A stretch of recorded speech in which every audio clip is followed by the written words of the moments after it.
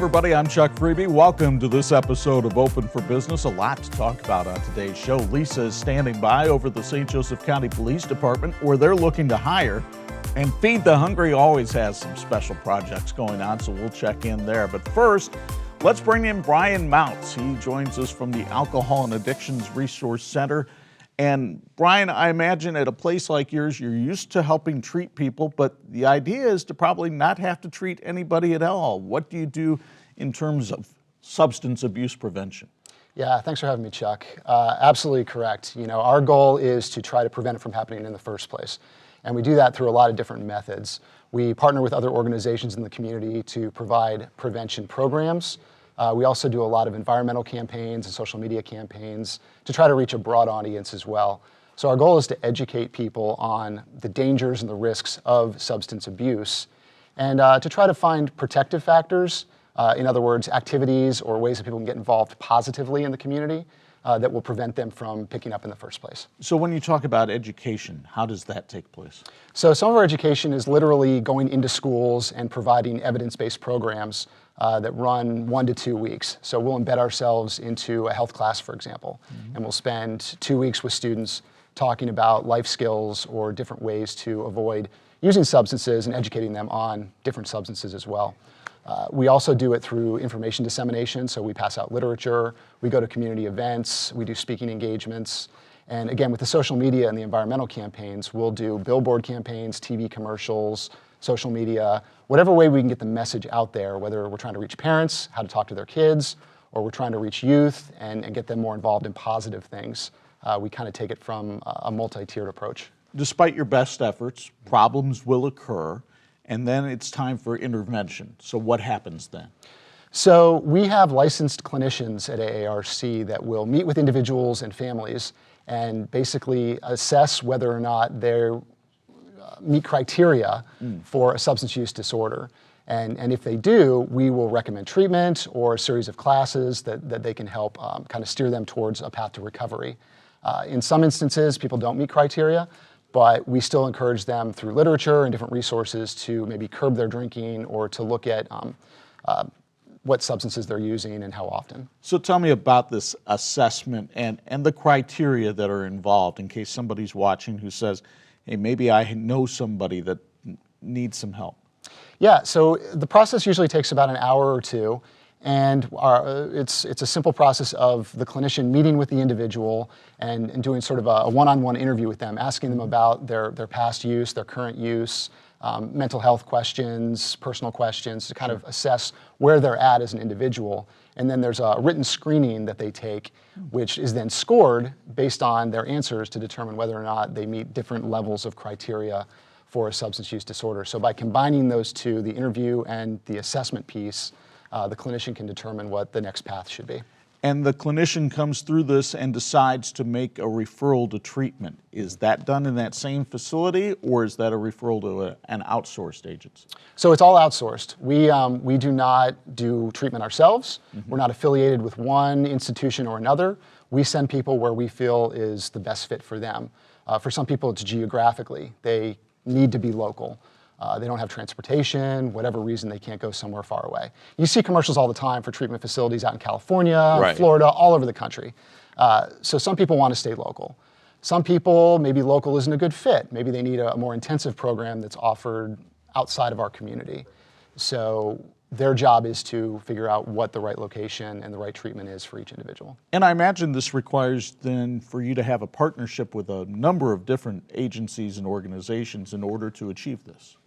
Yeah, we are constantly working with different treatment facilities, different hospitals, different medical groups, different organizations even within our community that are dealing with similar issues or issues that are related to social services. So a lot of the work that we do, we couldn't do without those partnerships, those collaborations, and being able to work with each other and help each other out. So if somebody watching needs to get in contact with you, how do they do that? So they can go to our website, which is aarcinfo.org. They can call us at 574-234-6024, and they can also find us on Facebook as well. Let's give you that website one more time. It's aarcinfo.org.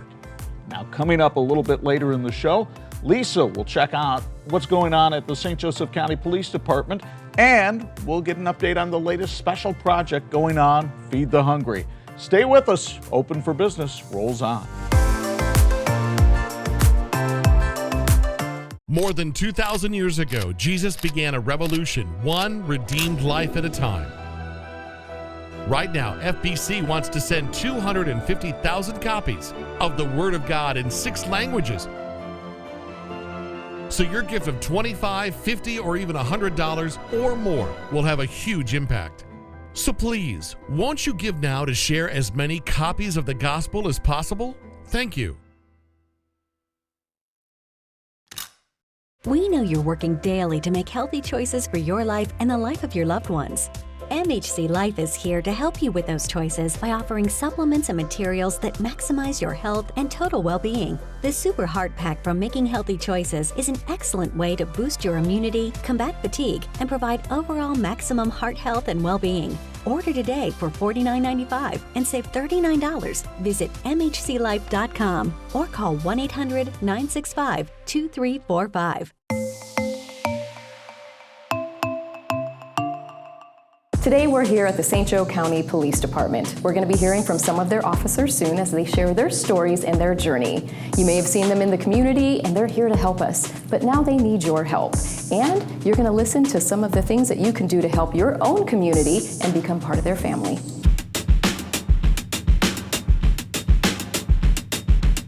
My name is Rachel Zawistowski. I am the Assistant Warden. My name is Garrett Fields, and I'm the Assistant Chief here at the department. My name is Emily Eads, and I am a detective with the St. Joe County Police Department. My name is Diana Munoz, and I'm a correctional officer at the St. Joseph County Jail. My name is Marshall Dungy, and I work 3rd Detail Road Patrol. What does the Assistant Warden do? I oversee the operations of the facility. I am the supervisor over the supervisors. I help write policies, that kind of stuff. I oversee the workings of the jail right now, and I'm also in charge of our SRO officers. We have 2 at Penn High School, and then we have 1 guy that works at Clay High School. So they kind of report to me on top of the 133 employees that I have downstairs. That's a big responsibility. It is, it is. And what do you do on road patrol? Oh, well, patrol the county. Have fun doing it. Respond to different calls and go out and try to make a difference best I can. I'm a correctional officer. I've been here for 4 years. As you interact with inmates on a daily basis, I became a field training officer, so like when we get new people in, I train them. And then I also became part of the DRT team, which is the detention response team. And I'm currently now a booking officer, so when different police departments bring in arrestees, I gotta deal with them and deal with the paperwork and all that kind of stuff. And you're tough. It's like, look at you, but I mean, don't mess with her, guys. And how long have you been with this particular department? I've been with St. Joe County for about 3 years now. So is there room for advancement in what you do? Absolutely. So I'll be a corporal next year with the department, but at any point in time I can always put in for advancements as a sergeant's position or any other position here at the department. How many steps up can you go and what's the advancement that you can get to? The highest I can go in here is the warden. So I have been just a regular correctional officer, then I was a sergeant, then I was a lieutenant for a short period, and now I'm the captain, which is the assistant warden. So what are your goals? Do you want to do something after this within the department? Or? Yeah, I want to be a police officer. That's my biggest goal, so I'm aiming for that. So that's what I really want to do. What would make somebody want to come here as opposed to another police department? I know this is going to sound funny, but it's a family atmosphere here. We all kind of get along. You guys, I saw you earlier. And it is like a family here. We razz each other a lot. We have a lot of serious stuff that we have to do every day, but we also joke. We are very supportive of each other. You know, we spend more time with each other than we do our own families, so. I have to say, so you guys, I saw there was something you guys were having lemonade and hanging out in the break room. What's with the lemonade? You know, sometimes life gives you lemons, so you just gotta make lemonade. I like that.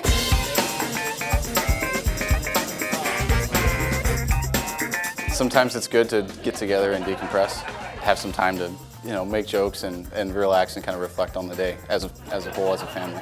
So that's what we were kind of doing, just being personal with each other and having a good time laughing. Cheers. Cheers. All right. And I saw you guys earlier interacting, and it really is like one big happy family here. Yes. So what would you recommend or suggest if somebody is looking into, hey, I want to get a job, why would they choose this place? We're a very tight-knit department. We're all close, from the jail to the road patrol to the other divisions. We all talk, we hang out, we stay close. We're very supportive of each other on and off duty. We razz each other, and we're all just kind of like siblings. So what made you decide to apply here and become a part of the St. Joe County Police Department? I've always heard from, whether it be from family members or friends of my family members, that the county police has just an overall good reputation. The people that work for the department are very personable, very respectful. For me, it's the family aspect of things. I've always felt like this department has had my back, and everyone that I've met here that I work well with, we're very respectable, and like I said, I feel like a family. What does somebody have to do to apply here? What's their background? What do they need? No felony on their record, and then you have to have a GED and or high school diploma. Okay. What's the age requirement that someone has to be? In the past, it used to be 21 because we felt like at 21 you were a little more mature, and now we've lowered it to 18. And part of the 18 issue was when I was working in the high school, a lot of those kids asked me about police work. So a lot of kids that I interacted with at the high school are now working here. So I think being in the schools kind of helped, lead some kids into this profession. So you want to get good people coming in here? Oh, absolutely, absolutely. What's the right kind of candidate? Just a hard worker that wants to help the community. Thank you to all of our officers for sharing their great stories.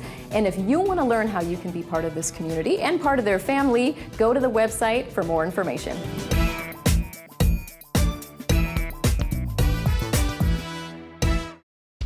Just graduating high school and now wondering what's next? Ready to start making a difference? Now is your chance. The St. Joe County Police Department Correctional Officer's starting pay is $39,000. Working in the jail can teach you life skills that you can use as a correctional or police officer. Benefits include vacation, medical, dental, and vision. For more information, call Sergeant Cynthia Guest at 574-245-6263 or apply at sjcpd.org. You can change your life now with Mineral Concentrate, a rich fulvic acid supplement loaded with electrolytes to help your body improve focus, reduce inflammation, and provide you with the energy necessary for every activity. The right choice is Mineral Concentrate. Start making healthy choices now. 1-800-965-2345 or order online at mhclife.com.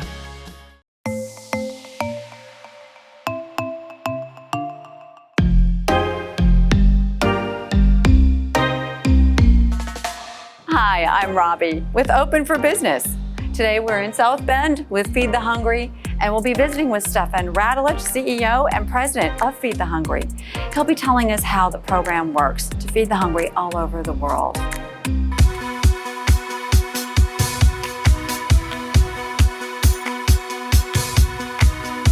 And checking in with Stefan Radulich today, CEO and President of LSC Global Feed the Hungry. We are talking about our mission today. Yeah, well, Feed the Hungry began in 1987, been around for 35 years now, and essentially Feed the Hungry exists so that others might live. We really are responding to a vision that our founder had to answer the prayer of people who are crying out, give us this day our daily bread. And when they're calling those words out, they really mean it. They've got hungry children they might not have eaten in a day or a week. And we here know that there's enough food around the world to satisfy the needs of the hungry. Problem is, it's got to get from where it is to where it needs to be. And that's really what Feed the Hungry does. We ship food around the world.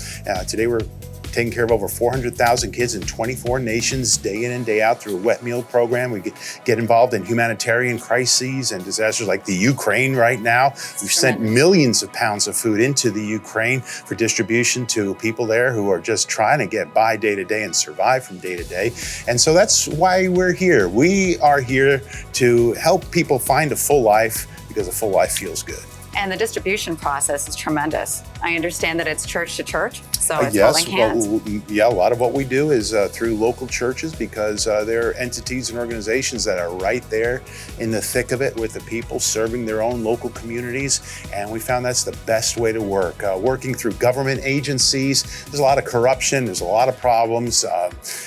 There's a lot of risks, and when we can work through local churches and places of faith, they really have the needs and the heart of the people in mind the most, and it's worked very effectively for 35 years now. So it's so much more than just feeding children. I understand it's emotional through distribution of Bibles. Bibles are part of it, and right now we've got a little over 411,000 children in 24 nations of the world that get a good hot meal each and every day from the partners of Feed the Hungry. And it's a nutritious meal that helps them grow physically.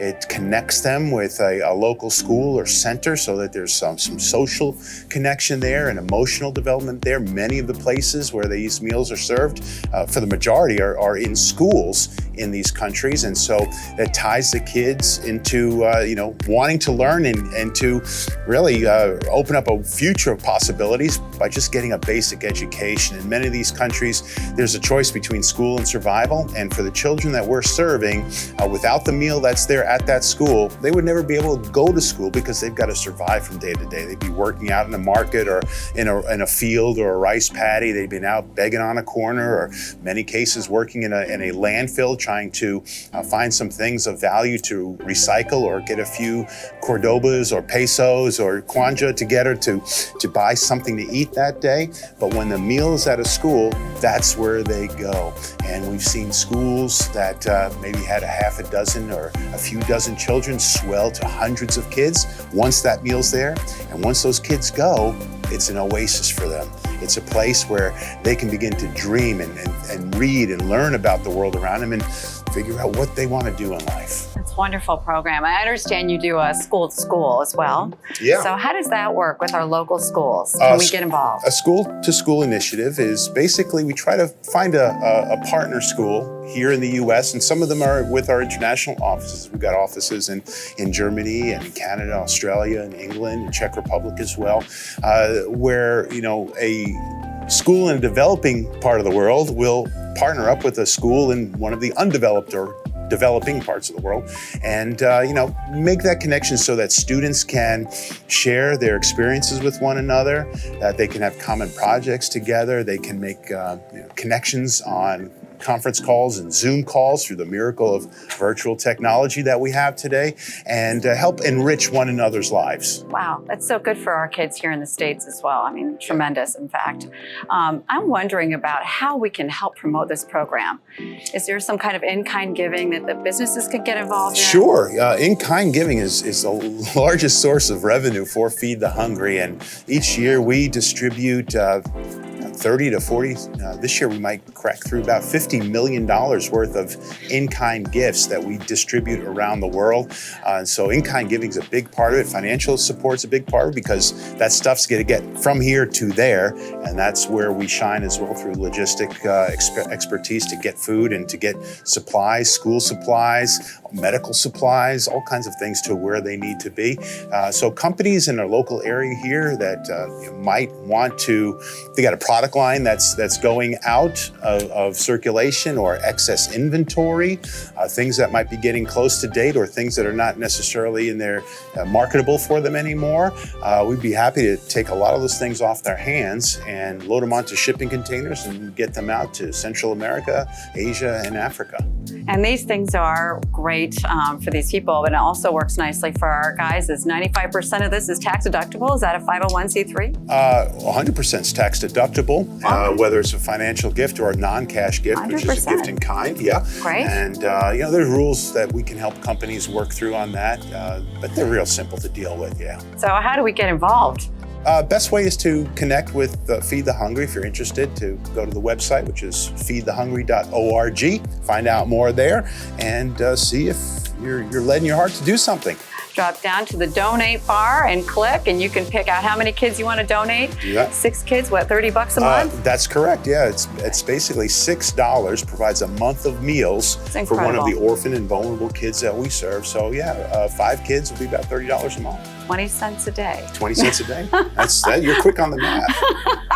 Well, it's enthusiastic. The program is wonderful. So this is worth the giving. And obviously you have a lot of volunteers that are working for the program. So it keeps the cost down. So the more volunteers, the better. Yeah, we've actually, each year we're audited independently. It's required by the IRS. We file extensive reporting with the IRS. And every year we get back around 94 to 95% of all donations, all revenue gets transferred onto the field. So yeah, we try to stay lean and mean and get the job done. Well, thank you so much for letting us come and join you today. We learned so much about this program. It's so very important. How can we get all involved? Well, go to feedthehungry.org, drop down bar to donate. Do that today. 6 kids, $30. It's so easy. Thank you.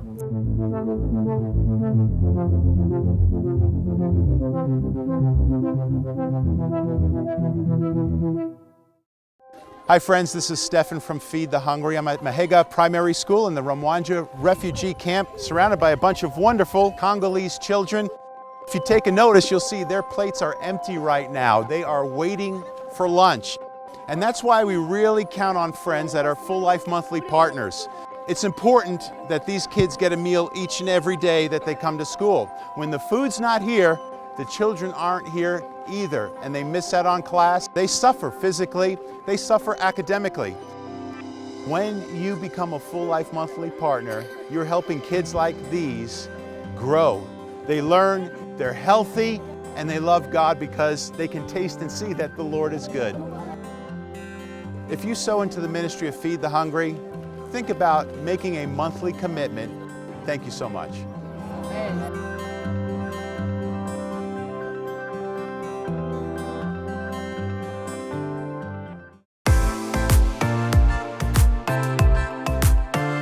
Brian Mounts rejoins us now because not only is he involved with the Alcohol and Addiction Resource Center, but it makes sense that you would be involved with the Partnership for a Drug-Free St. Joseph County. And this has been a long-time collaboration that has gone on within the county, Brian. But talk about the collaboration and the different agencies that are involved in this partnership. Yeah, as you said, the partnership's been around in different forms for decades. And the goal is to bring different organizations and individuals together with a shared purpose of trying to eliminate substance abuse throughout St. Joseph County. So we have currently anywhere between 50 and 70 active members. We meet every month. We come together. It's kind of a think tank in one respect. Okay. We look at different issues that are affecting our community, and we try to find solutions for them.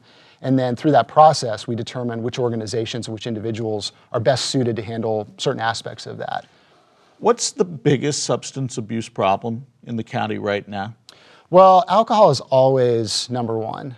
It's the most easily accessible substance, it's the most socially acceptable, and it causes the most long-term damage as far as violence, domestic violence, crime, driving while intoxicated. But we're definitely seeing a spike in opioid overdoses, especially with fentanyl.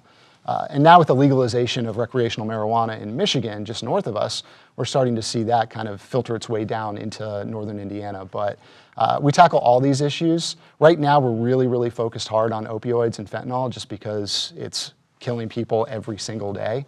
But every substance is wreaking havoc. So as you deal with these, obviously you've got to get the word out to people, and you're dealing with, as you said, this great number of agencies and people. How do you plan and promote what you're trying to do? So we have elected officials, we have elected officers, we have leadership, we have an executive committee. So it's kind of their job to set the agenda, figure out what exactly we're going to be talking about, and then we have some subcommittees that are dealing with different ways to either tackle a specific issue, bring in speakers to the community, or raise awareness throughout St. Joseph County on an issue. So it really takes a village to make all that happen, but it kind of starts with our elected officers and our executive committee. Yeah, you mentioned them, and I imagine that's an important piece of networking because the best intentions can go awry if you don't have somebody to push and advocate for those, and that's where you need those elected officials, I imagine. Yeah, I mean, it helps give us the structure that we need because we're all coming from different organizations that serve different purposes. And even though they overlap, it's easy for people to want to take ownership for certain things or put the focus or the spotlight on one thing versus another. So it's really important that we have a cohesive unit that can say, you know, these are all important issues, but we really need to be focusing on this right now. So how can we pool our resources and bring all these great people together to tackle this particular issue? That's the impressive thing, to get everybody to give up their little fiefdom and leave their egos at the door, so to speak, right? Yeah, for sure. And the thing too about the partnership is that it's 100% volunteer-based. So everybody already has a full-time job doing something else. And so to come together formally once a month for our meetings, but then to also be involved in subcommittees and to be out there doing the work of the partnership really shows how passionate people are about this work. So when we talk about the community collaboration that goes on and as the message goes out, does that go even further into churches and schools and other organizations as well? Yeah, we try to have membership that covers a broad spectrum of the community. So we try to have members of the faith community involved in our partnership, as well as educators, administrators from the school systems. You know, here in St. Joseph County, we have 3 large school systems, so it's really important that we have that relationship with them. We get a lot of data from students and from the schools, and it's also an opportunity for us to get in front of students, in front of youth, in front of people who are mentoring the youth of our community as well. So yeah, we, business owners, faith leaders, educators, and obviously people who are in the social services field. How much is the organization able to influence not only local policy and laws, but state policy and laws as well? Are there other organizations in other counties that you collaborate with as well? We do. We do collaborate with other similar coalitions throughout the state and even nationally sometimes. We usually send a couple members of our organization to a national conference where community coalitions like ours all come together for seminars and networking opportunities. As far as policy goes, you know, we have as much sway as the elected officials will let us utilize. Sure. We draft white papers, we take stances on certain issues, and we try to get our message to our elected officials or those who are running for office to try to get their support, whether it's looking for funding or getting them to potentially look at how they're going to approach a certain bill that's coming up for legislation, or just to give them information that we think they need to have to be better educated on what's happening in their constituency. So if someone wants more information, I imagine they just go to your website, right? Yeah, they can go to our website, which is thepartnershipsjc.org. And they can also go to our Facebook page. We've got Instagram, YouTube. We've got a lot of different outlets on social media that they can find us. Well, Brian, thanks for joining us today. We really appreciate it. Again, that website is thepartnershipsjc.org, and that's going to do it for this episode of Open for Business. We hope you go out and explore some of the things that we talked to you about, whether it's here or the St. Joe County Police Department or Feed the Hungry. No matter what, while this episode is closed, we're still open for business.